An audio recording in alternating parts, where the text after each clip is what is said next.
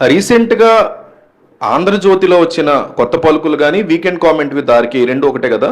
ఇందులో నందమూరి బాలకృష్ణ గత వారం చేసినటువంటి అసెంబ్లీలో వ్యాఖ్యలు, ఆయన వ్యవహార శైలి, చిరంజీవి అండ్ జగన్మోహన్ రెడ్డి పట్ల ఆయన ప్రవర్తించినటువంటి తీరు, సభలో మర్యాదను మర్చిపోయి హుందాతనాన్ని పక్కన పెట్టేసి ఆయన ప్రవర్తించిన తీరు గురించి ఏబిఎన్ రాధాకృష్ణ అంటే ఒక పాంప్లెట్ ఛానల్గా ఉంటుంది ఆ ఛానల్. టీడీపీకి సాక్షి ఉంటుంది, వైసీపీకి అట్లాగే టీడీపీకి ఈ ఛానల్ ఉంటుంది, ఇంకో ఛానల్ దానికి, ఇంకో ఛానల్ దీనికి, ఇట్లా లెక్కలేసుకుంటూ ఉంటారు. ఈ టీవీ నైన్ లాంటి మహాపతివ్రతలు వీళ్ళే ఇంకా బెటర్ వాళ్ళకంటే, పెద్ద పతివ్రత అది. ఆ పతివ్రత అధికారులు ఎవరు ఉంటే వాళ్ళకి కరపత్రంలా ఉంటుంది.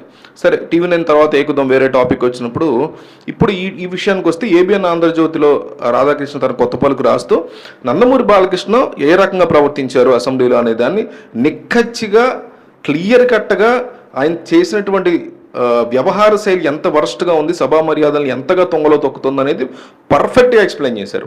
నిజంగా మెచ్చుకోవాలి రాధాకృష్ణని. రెండు విషయాలు మెచ్చుకోవాలి. ఒకటి, ఒక జర్నలిస్ట్గా ఆయన నిజాన్ని మాట్లాడారు మెచ్చుకోవాలి. రెండోది, తెలుగుదేశం పార్టీకి ఒక బానిస పత్రికగా ఉంటూ కూడా బాలకృష్ణ మీద ఆయన సీరియస్ అయినదాన్ని డెఫినెట్లీ మెచ్చుకోవాలి. ఎందుకంటే ఎన్నో సంవత్సరాల నుంచి తెలుగుదేశం పార్టీకి భజన చేస్తున్నటువంటి ఈయన ఇంత సడన్గా మాట్లాడడం. అయితే ఎస్పెషల్లీ ఆయన ఎత్తినటువంటి మెయిన్ పాయింట్ ఏంటంటే బాలకృష్ణ కంటే కూడా అతిపెద్ద తప్పు ఇక్కడ శాసనసభను నడిపించే స్పీకర్ది. శాసనసభకి లీడర్గా ఉంటారు ముఖ్యమంత్రి ఎవరున్నా సరే, అక్కడ జగన్ ఉన్నా, చంద్రబాబు ఉన్నా, రేవంత్ ఉన్నా, కేసీఆర్ ఉన్నా, శాసనసభకి లీడర్ ఎవరు, ఫ్లోర్ లీడర్ అంటే ముఖ్యమంత్రి ఉంటారు. ముఖ్యమంత్రి ఉండగా, స్పీకర్ ఉండగా ఇట్లా మాట్లాడుతుంటే దాన్ని ఆపకుండా ఎవరినైనా అనివ్వండి, అక్కడ చిరంజీవిని అన్నారా, ఇంకొకళ్ళని అన్నారా, జగన్ని సైకో అన్నారా, చంద్రబాబునే అన్నారా, అసలు ఎవరినైనా సరే ఒక మర్యాద, సభలో ప్రవర్తించే తీరు, ఫస్ట్ ప్రవర్తన గురించి మాట్లాడుకుని నెత్తి మీద గగుల్స్ పెట్టుకుని చేతిలో చేతిలో పెట్టుకుని మాట్లాడడం. ఆయన చూస్తే ఆయన మందు తాగున్నారా అనేటువంటి ప్రశ్నలు కూడా చాలా మందికి వస్తాయి. చాలా మంది క్వశ్చన్ చేశారు వైసీపీ వాళ్ళు అయితే. అది ఆ డౌట్ కూడా వస్తుంది. అట్లాంటి డౌట్ అయితే డెఫినెట్లీ కనిపిస్తుంది. అదొకటి ప్రవర్తన, బాడీ లాంగ్వేజ్, ప్రవర్తన ఇదంతా. రెండోది మాట తీరు, సైకో అనడం, చిరంజీవిని వాడు వీడు అంటే ఎవరినైనా సరే, తను తాను అనుకున్నా సరే. ఎందుకంటే ఇక్కడ సభలో ఉన్న వాళ్ళు ఎవరు? బాలకృష్ణ, చంద్రబాబు నాయుడు, పవన్ కళ్యాణ్, జగన్మోహన్ రెడ్డి, బొత్స సత్యనారాయణ, అసలు వీళ్ళందరూ ఎవరు? ఒక్కొక్క నియోజకవర్గంలో ఉన్న 2-3 లక్షల మంది ప్రజలకి రిప్రజెంటేటివ్స్, అంటే ప్రతినిధి. ప్రతినిధి అంటే అర్థం ఏంటి? మన తరఫున మనకున్న ఇబ్బందులు, మనకున్న కష్టాలు, మనకున్న బాధలని అసెంబ్లీలో పెట్టి దానికి తగ్గట్టుగా వాటికి సొల్యూషన్స్ తీసుకురావడం కోసం ఆల్రెడీ ఏర్పాటైన మంత్రివర్గంలోని మంత్రులతో డిస్కషన్లు పెట్టి సభలో మాట్లాడి చర్చించేటువంటి ఒక వేదిక.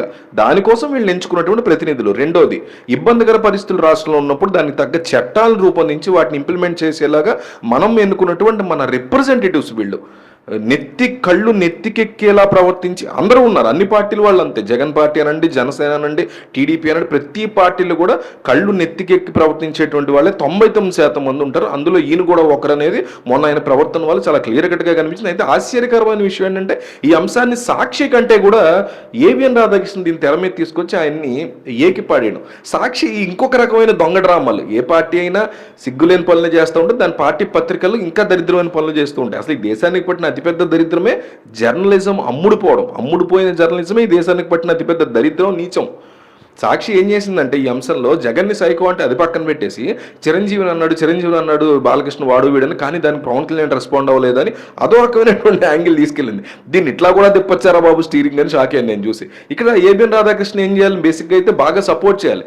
అప్పట్లో నిజంగా అయితే ఏం చేస్తారంటే చేసి ఉంటుంది TV5 లాంటి ఏం చేసి ఉంటారంటే, అప్పట్లో జగన్మోహన్ రెడ్డి సీఎంగా ఉన్నప్పుడు కూడా వేరే వాళ్ళని అవమానించారు కదా, భువనేశ్వర్ గారు. తప్పు, అది కూడా చాలా తప్పు. ఎవరు సపోర్ట్ ఎట్లా చేశారు కదా. ఇప్పుడు ఈ బాలకృష్ణ ఇట్లా అంటేనే వైసీపీ వాళ్ళు ఫీల్ అయిపోతున్నారేంటి అని అనాలి. కానీ అట్లా అనకుండా ఏం తప్పు చేశారు, దాన్ని ఎవరెవరు రాజకీయంగా ఎట్లా ప్రయోగిస్తున్నారు, వాడుకుంటున్నారు అనే దాన్ని ఏబిఎన్ రాధాకృష్ణ స్పష్టంగా క్లియర్గా తోలు ఒలిచి ఆరేశాడు. దాంతో బాలకృష్ణ అభిమానులందరికీ పిచ్చ కోపం వచ్చేసింది. తెలుగుదేశం పార్టీ కేడర్ ఎక్కడా కూడా దీని మీద రెస్పాండ్ అవ్వలేదు, ఏబిఎన్ రాధాకృష్ణ మాటలు ఖండించలేదు అంటూ కూడా ట్విట్టర్లో దాని మీద రచ్చ చేస్తున్నారు. ఈ వీడియో చేసే ముందు ట్విట్టర్ కూడా చూసొచ్చా బాలయ్య ఫ్యాన్స్ రియాక్ట్ ఎట్లా ఉంది అని. ఇదే ప్లేస్లో చిరంజీవి ఉన్నా సరే, ఈ ప్లేస్లో ఇంకెవరున్నా సరే మనం ఖండించాల్సిందే. సభా మర్యాదను బాలకృష్ణ ఆ రోజు పాటించలేదు. జగన్మోహన్ రెడ్డి తన సహచర ఎమ్మెల్యే మాజీ ముఖ్యమంత్రి సైకో అని పిలవాల్సిన అవసరం ఏంది?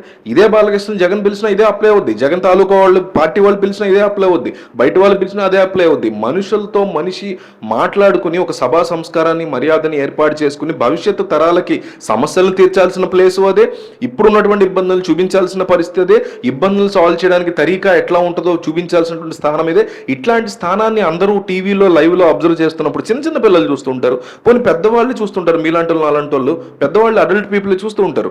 వాళ్ళకి చూసినప్పుడు ఏమనిపిస్తుంది, ఇంత వరస్ట్గా నా మాట్లాడుకునేది అంటే ఒక అసెంబ్లీలోనే సైకో అనే పదాన్ని వాడేశారంటే ఒక ఎమ్మెల్యే, అది ఎవరైనా కావచ్చు, జగనే వాడారు అనుకోండి, కాసేపు చంద్రబాబు వాడారు అనుకోండి, పవన్ కళ్యాణే వాడాడు అనుకోండి, ఎవరు వాడినా సరే వాడారు కాబట్టి వీళ్ళు బయట కూడా మనం వాడుకోవచ్చు సైకో అని. ఇప్పుడు ఈ పదం ఇక్కడ వాడేశారు ఈయన చాలా క్యాజువల్గా బాలకృష్ణ, రేపొద్దున ఎల్కే అనే పదాన్ని వాడేస్తారు, రేపొద్దున అది కూడా బయట చాలా ఈజీగా వాడతారు, ఆల్రెడీ వాడేస్తున్నారు కదా చాలా తేలిగ్గా. సో ఉన్న ఇష్యూస్ని సాల్వ్ చేయలేకపోగా కొత్త కొత్త తలకే నొప్పులు నెత్తి మీద పెట్టుకుని ఇట్లాంటి ప్రవర్తనని ఏబిఎన్ రాధాకృష్ణ ఖండించడాన్ని డెఫినెట్లీ మనం అప్రిషియేట్ చేయాలి.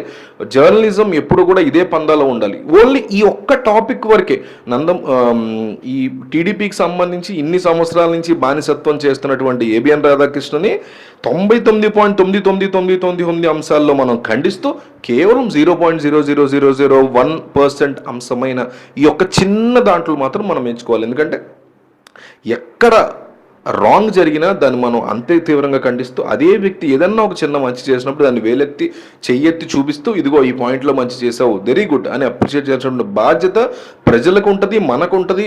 ఒక న్యూట్రల్ పర్సన్స్గా మనం ఇండిపెండెంట్ జర్నలిజం చేసే మనలాంటి ఛానల్స్ ప్రతి ఒక్కరికి ఉంటుంది. ఈ మొత్తం ఈ ఎపిసోడ్ చూసినప్పుడు ఆ మొత్తం అదంతా కూడా చూశాను నేను. గతంలో నందమూరి తారక రామారావు కూడా ఇట్లాగే నన్నపనేని రాజ్ కుమార్ని తిట్టారని, హౌస్లోంచి ఆయన కూడా వెళ్ళిపోయారని, ఆయన కూడా చేసిన తప్పే అక్కడ ఏమైనా రాధాకృష్ణ అనలేకపోయాడు. ఆయనకి దైవాంశ సంభూతుడు ఈయనకి ఎన్టీఆర్, అందుకని అనలేకపోయాడు. ఎవరికి దైవాంశ సంభూతులు కాదు. ఎన్టీఆర్ తెలుగు జాతికి చిహ్నం అని, చిరంజీవి తెలుగు జాతికి చిహ్నం అని, రాజశేఖర రెడ్డి తెలుగు జాతికి చిహ్నం అని, ఈ సోది కబుర్లు ఇవన్నీ వాళ్ళ రంగాల్లో వాళ్ళు బెస్ట్ పొజిషన్కి వచ్చారా, మెచ్చుకుందాం, అప్రిషియేట్ చేయండి, వాళ్ళు కూడా ఇన్స్పిరేషన్గా తీసుకుని మన రంగంలో మనం ఎదుగుదాం.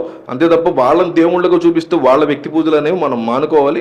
ఏబిఎన్ రాధాకృష్ణ ఎంత చెప్పినా అక్కడ కూడా రామారావుని దైవాంశ సంభూతుడిగా ఫీల్ అవుతాడు కాబట్టి ఎక్కడ ఆయన గురించి నెగిటివ్గా మాట్లాడే ధైర్యం అయితే ఎక్కడ చేయలేదు. బాలకృష్ణని కాల్పుల నుంచి రాజశేఖర రెడ్డి కాపాడంటూ కూడా ఆయన మాట్లాడిన సందర్భం ఉంది. బట్ కాల్పుల్లో కాపాడడం అనేది కూడా రాంగ్ కదా. రాజశేఖర రెడ్డి చేసింది అప్పట్లో తప్పు చేశాను నేను, నన్ను ఒకళ్ళు కాపాడారంటే తప్పే కదా వాళ్ళు చేసింది, అధికారాన్ని అడ్డం పెట్టుకుని.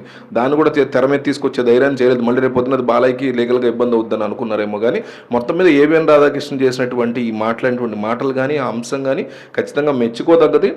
ఎప్పటికైనా సరే జర్నలిజం మాత్రమే దేశాన్ని నడిపించగలదు, దేశాన్ని సరైనటువంటి దారిలో పెట్టగలిగేది జర్నలిజం మాత్రమే. ఎందుకంటే మనందరం ప్రజాప్రతినిధులను ఎన్నుకుంటాం, వెళ్ళి మా సమస్యలు తీర్చండి అయ్యా అని. మనకు పనులు ఉంటాయి కాబట్టి, మన జీవితాల్లో మనం బిజీగా ఉంటాం కాబట్టి మీరు చేసి పెట్టండి మాకు అని చెప్తాం. దానికి తగ్గట్టు వాళ్ళకి జీతాలు ఇస్తూ ఉంటాము, మన డబ్బుల నుంచి, ట్యాక్స్ డబ్బుల నుంచి ఇస్తూ ఉంటారు. మరి దీన్ని అంతా వాచ్ డాగ్స్ ఎవరు, దీన్ని ఎవరు చూసుకుంటారు? Watch dog is journalist.